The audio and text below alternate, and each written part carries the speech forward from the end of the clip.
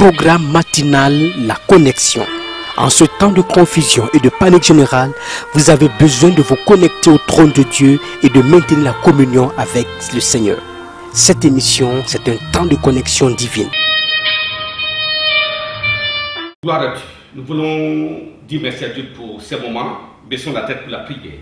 Papa, merci pour ta grande bonté, ta grande miséricorde. Merci parce que tu es Dieu et nous sommes des hommes.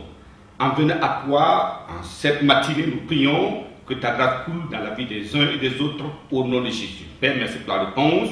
Au nom de Jésus, nous avons prié. Amen. Alors, je vous souhaite la bienvenue à cette émission qui se veut matinale. Et nous croyons que pendant ce temps de confusion et ce temps de trouble dans le monde, nous avons besoin de jeter un regard sur le Dieu créateur. Nous avons besoin de connecter à celui qui commande l'univers afin qu'il intervienne dans notre vie. Là où il y a la peur qui donne la sécurité, là où il y a l'insécurité qui apporte la vie, là où il y a la mort, ainsi de suite, nous avons besoin de lui, la connexion. Vous voyez, cette émission est appelée la connexion avec Dieu. J'ai pris que Dieu nous aide.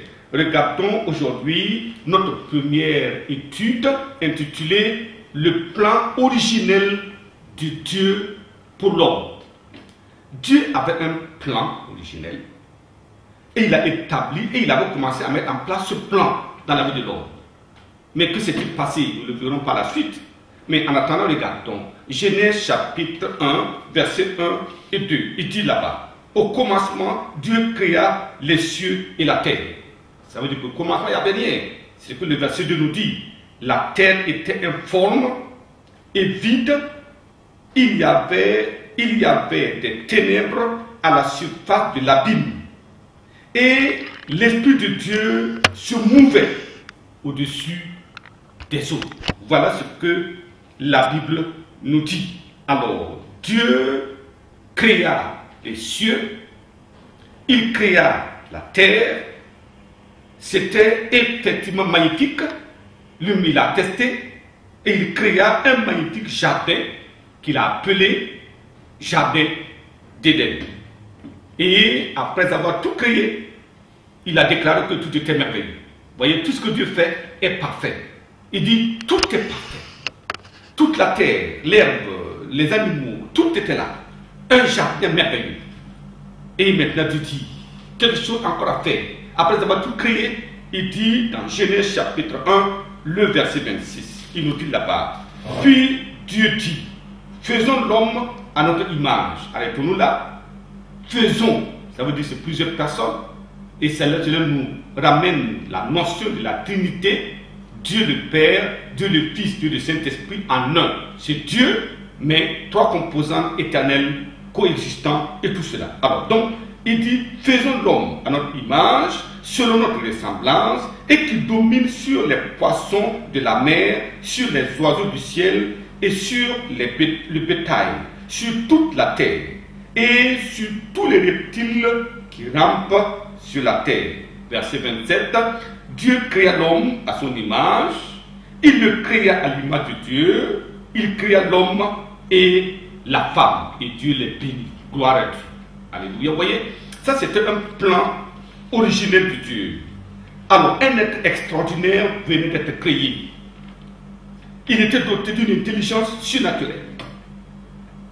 Alors, il était capable de nommer, donner un nom à chaque animal, à chaque oiseau, chaque insecte sur la surface de la terre.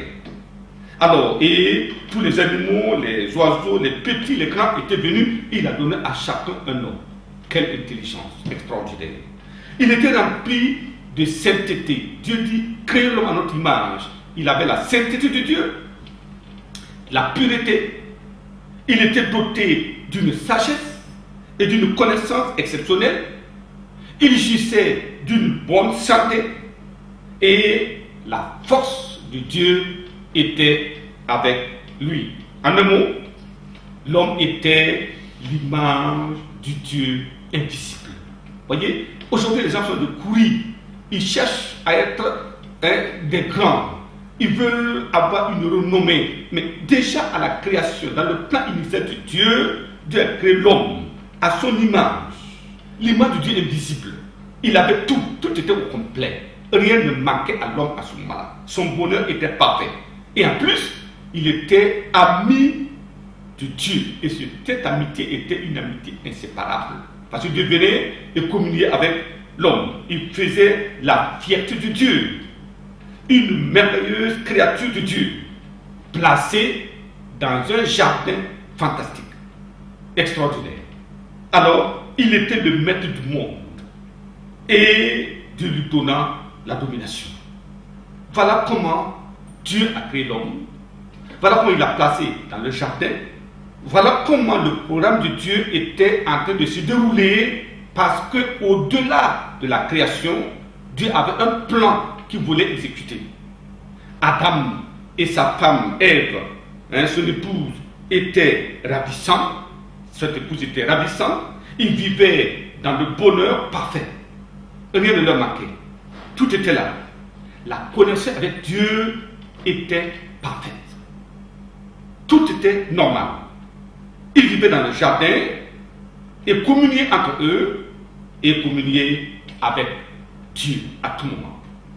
Dieu, dans son plan, dans sa souveraineté, il avait un plan de vie éternelle pour l'homme, afin qu'il demeure heureux et vive éternellement. Voilà ce que Dieu avait planifié. Et par la suite, vous verrez qu'au milieu du jardin, il y avait un arbre de la vie éternelle. Il suffisait à l'homme d'en prendre ce fruit de la vie éternelle et c'était fini. Voilà le plan de Dieu pour l'homme. Il devait vivre là-bas et nous devons vivre et se multiplier, remplir la terre, et ça allait être une vie extraordinairement merveilleuse dans un monde où Dieu est le maître absolu. Voilà, ça c'est le plan de Dieu. Voilà ce que Dieu attendait de réaliser dans la vie de l'homme. J'ai pris que Dieu nous fasse comprendre. Mais que s'est-il passé? Pourquoi y a-t-il eu la déconnexion? Cela nous amènera à notre deuxième étude pour comprendre pourquoi cela est arrivé, et cela nous permettra de saisir la portée et le cheminement des choses jusqu'aujourd'hui et quel est le besoin de l'homme en ce moment. Baissons la tête pour la prière pour cette première étude. Papa, merci pour ta grâce suffisante. Merci pour les téléspectateurs. Merci pour tous ceux qui vont visionner et qui vont écouter cette première étude. Donne la grâce de comprendre que tu es un Dieu parfait et tout ce que tu fais est toujours parfait. Glorifie ton nom dans chaque vie et manifeste ta puissance. Bénis les uns, que cette journée soit une journée de bonnes nouvelles pour chacun et pour chacune, au nom de Jésus. Père, merci pour la réponse. Au nom de Jésus, nous avons prié. Amen. Amen. Que Dieu vous bénisse abondamment.